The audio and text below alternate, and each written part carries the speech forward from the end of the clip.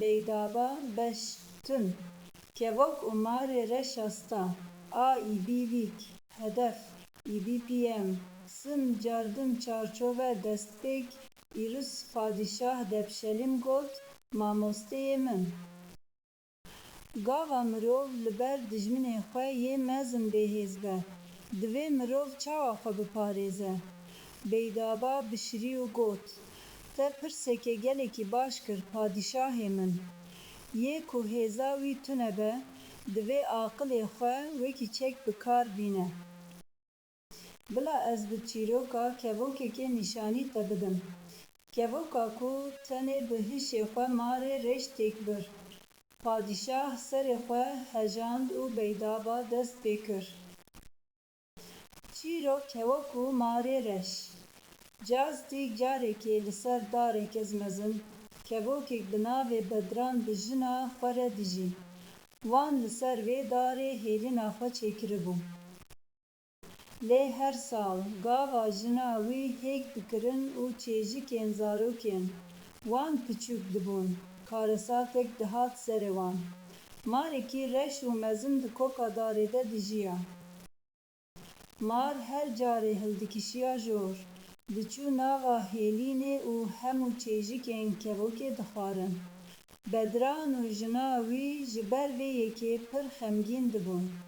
Wan nedivêrî li dijî mar şer bikin, çimkî mar ji wan pir biheztir bû. Rojekê kevok ji xwe re got: Ez nikarim wiha bidomînim. Divê ez herim bawa wîk çeqel. Ew heywanekî pir hişyar e, belkî çareyekê ji min re bibîne. Kevok çû bawa wîkê pîr û halê xwe jê re got: Birayê wawîk, marê reş her sal zarokên me dixwe. Em du kevokên bêhêzin, em nikarin wî bikujin. Ma çareyek heye ku em ji vî dijminê rizgar bibin.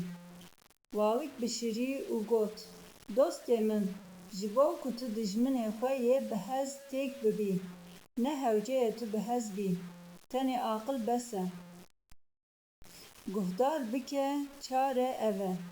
Biçe nêzîkî gola ku jinên dewlemend û jina padişah lê xwe dişon, ew gava dikevin avê. Zêr û bazinên xwe li ber qeraxê dihêlin. Tu bazineke giranbûha bi nikilê xwe bigire û bifire.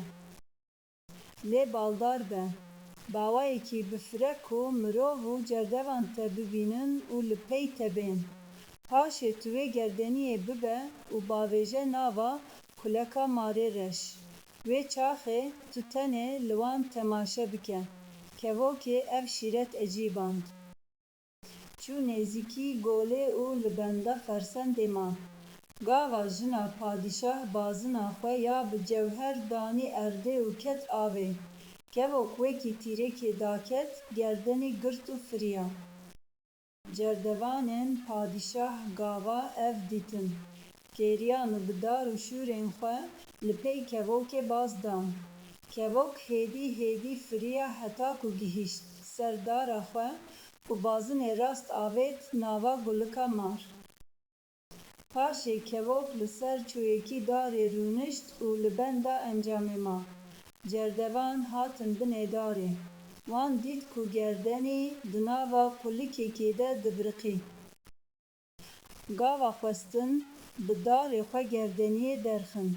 Marê reş bi hêrs ji qulikê derket û xwest êrişî wan bike. Cerdevanan gava mar dîtin, bi daran lê dan û mar kuştin. Paşê gerdeniya padişah girtin û vegeriyan. Bedran û jina wî gava dîtin ku dijminê wanê mezin miriye, pir kêfxweş bûn. Êdî wan dikaribû bi aramî di hêlîna xwe de bijîn. Çarçove kotahî. Beydaba li padişah nêrî û got: Padişahê min, mirovê bêhêz divê hişê xwe wekî tîr bi kar bîne.